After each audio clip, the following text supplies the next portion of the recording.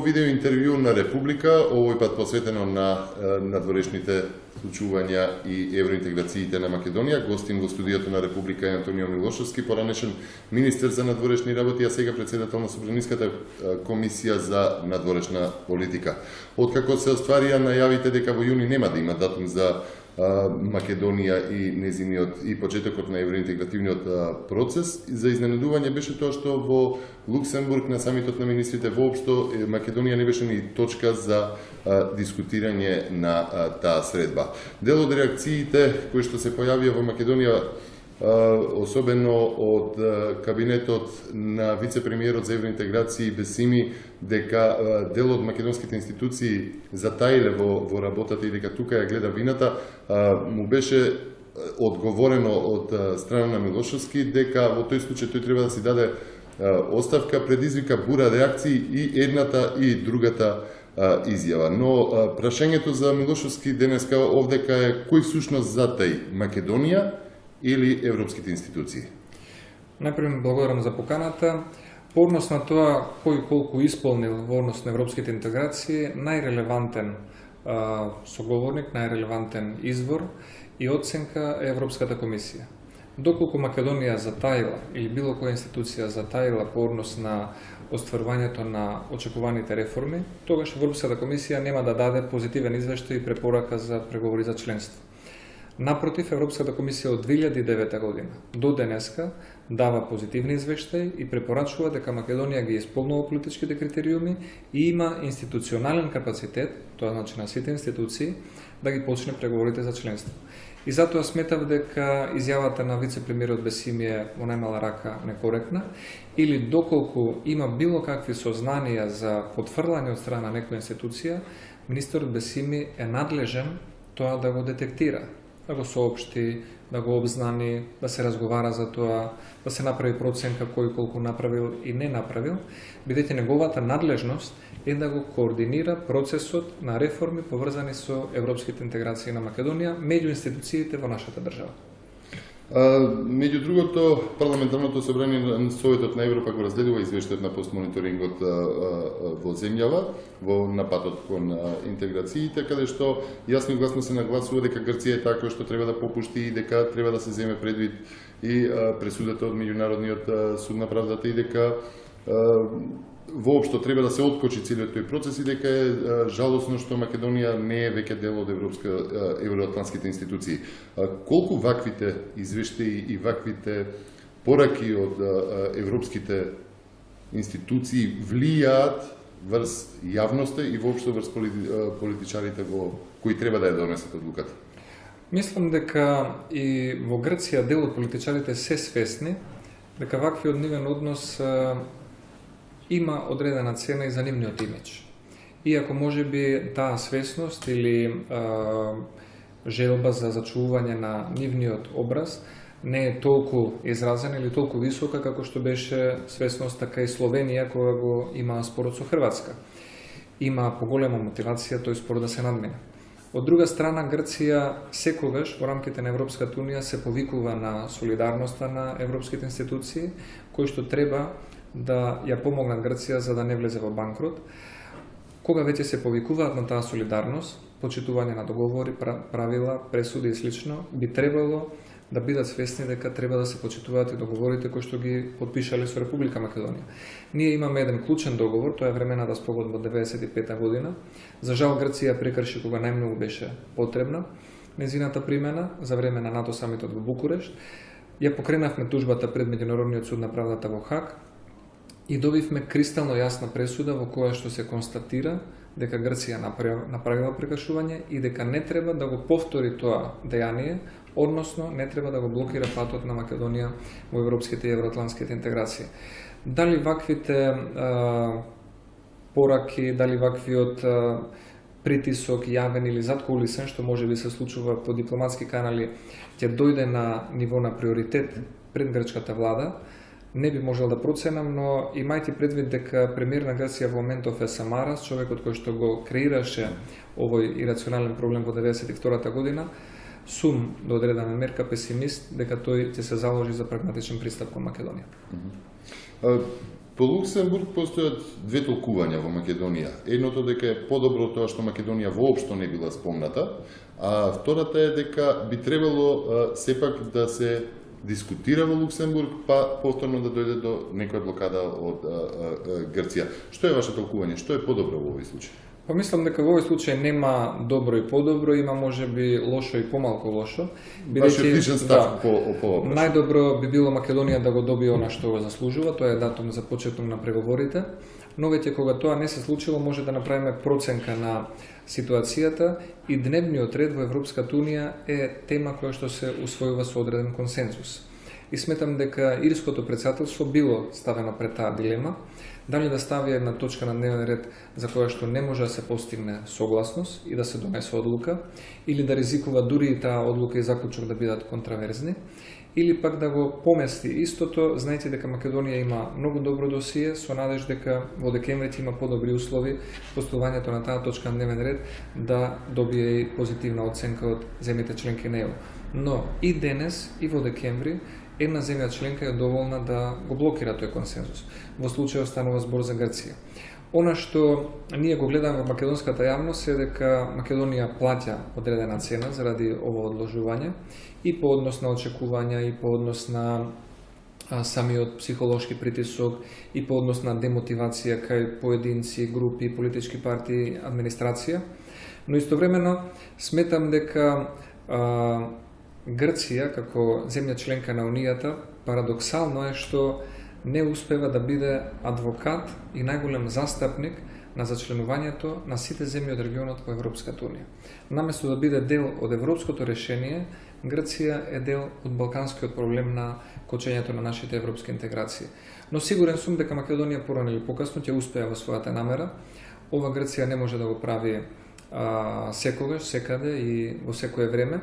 Треба да бидеме конзистентни, да имаме внатрешна добра кохезија, да си ги правиме реформите пред се затоа што се добри за нас. Европеизацијата на секоја институција и систем сметам дека може да го подобри нашиот систем и да го очекуваме и да го создаваме добриот моментум за да ги отпочнеме преговорите. После секој ги спомнавте словеничко-хрватските решенија на проблемот кој што се појави, а и во овие моменти се наситува дека кога се случи српско-косовското надминување на проблемот, повторно во Македонија се рефлектира со тоа што се очекува и се притискува да се надмине проблемот со тоа што се врши притисокот врз Македонија како послабиот партнер во таа една неравноправна борба.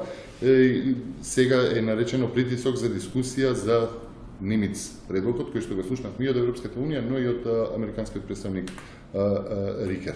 Меѓутоа, сето тоа како да предизвикува раст на евроскептицизмот кај дел од интелектуалците во Македонија, дали има смисла да се продолжи со толку ажурно инсистирање на кон Европската унија од страна на Македонија? Мислам дека Македонија природно, географски, политички, трговски, културно, по традиција припаѓа во тој сојуз. Земјите членки на Европската унија сепак се земјите со кои што имаме најголеми сличности, најблиски односи, најинтензивна трговска размена и заеднички безбедносни потреби, предизвици или проблеми. И мислам дека Македонија треба да остане посветена на тој пат, но тоа не значи дека македонскиот политичар, македонскиот граѓанин или македонскиот интелектуалец не сме да ја критикува Европската унија. Кога Европската унија не е во право или направи погрешна проценка или има погрешен потек кон Македонија, кон одредена област во нашето живење, ние тоа треба јасно и гласно да го кажеме.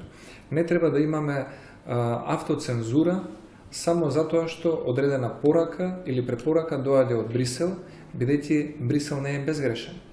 Напротив, ако сме во едни блиски односи, ако сме пријатели, тогаш и Европската унија може да си дозволи да ни укаже каде правиме одредени пропусти или превземаме погрешни чекори, но и ние ако сме близок партнер на Европската унија и сакаме да бидеме земја членка, имаме полно право да укажеме каде сметаме дека Европската унија направила одредена грешка. Ние сметаме дека со давањето простор, билатералните спорови да прераснат во кочница, во еден невидлив но сепак значаен критериум за или пречка за евроинтегрирање, Европската Унија создава услови за ерозија, за намалување на кредибилитетот на европските вредности.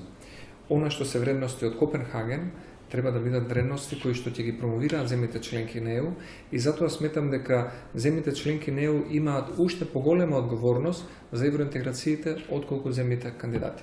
Токму во таа насока, колку се опасни ваквите чекори од Европската Унија и колку е опасен тој евроскептицизам кој што може да се јави баш по вакви поводи? Евроскептицизмот не е феномен, се појавувал во сите земји членки кои што се веќе сега членки на Унијата, при нивното за членување се појавувал и во Словачка, и во Чешка, и во Литванија, и во Латвија, и на други места, и тоа баш во оние години кога се приближувате кон членството или станувате поспремен за членство. Евроскептицизмот во Македонија мислам дека го подхранува однесувањето на Грција со тие перманентни блокади, а истовремено неспособноста на Европската комисија да го наметне својот авторитет и да застане цврсто за своите извештаи и препораки. Европската комисија препорачува дека една земја е способна да отпочне преговори, а не може истото да го издействува во рамките на Европскиот совет. И тоа мислам дека дава дополнителна храна на евроскептицизмот, иако кај нас тој се уште не е изразен, нема добиено платформа во некое политичко движење, политичка партија или некои поголеми размери. Добро, специфична е поддршката за евроинтеграциите во Македонија, која што е на многу високо ниво и покрај сите овие неколку годишни.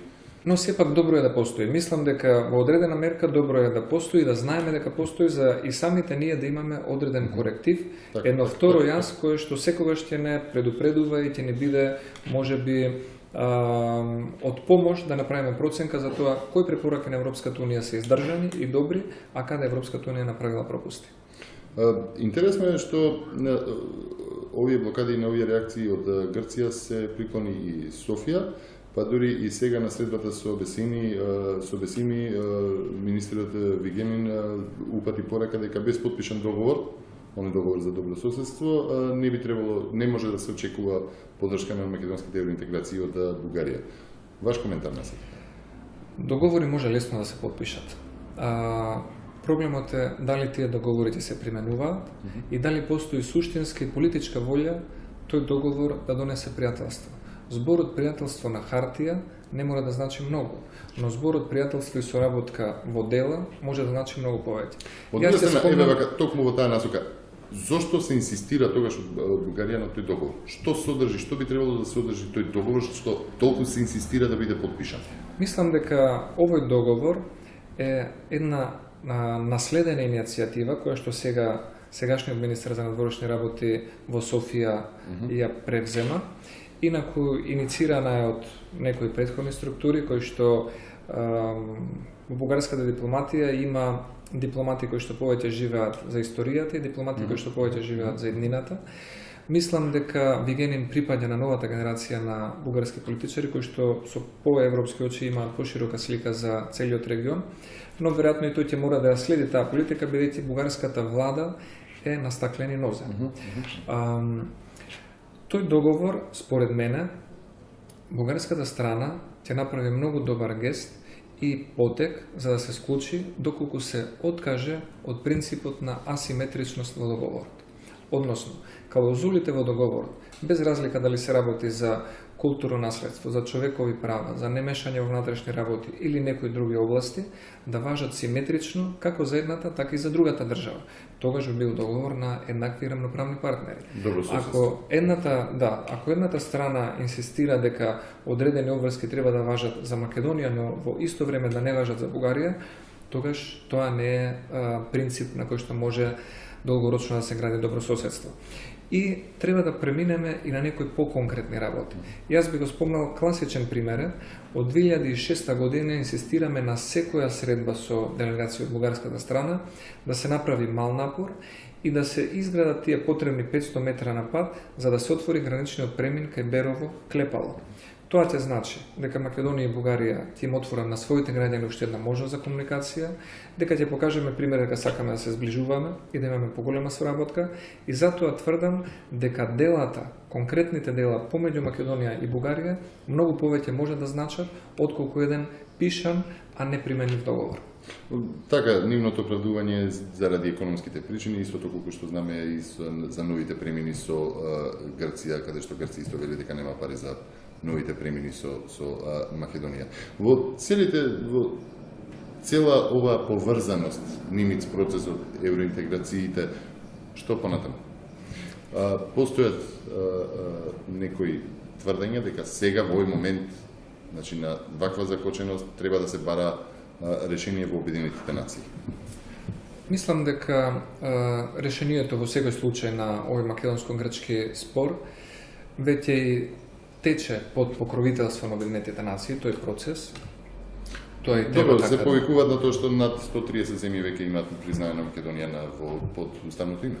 Не имаат признаено, тоа е точно, но јас не сум сигурен дека Генералното собрание на Обединетите нации може својот авторитет да го наметне над Советот за безбедност. А во Советот за безбедност имаме 5 постојани земји членки, кои што имаат различни ставови, тешко се усогласуваат и не сум сигурен дека нашиот македонско-грчки проблем за нив е доволно голем проблем и спор за да му посветат должно внимание.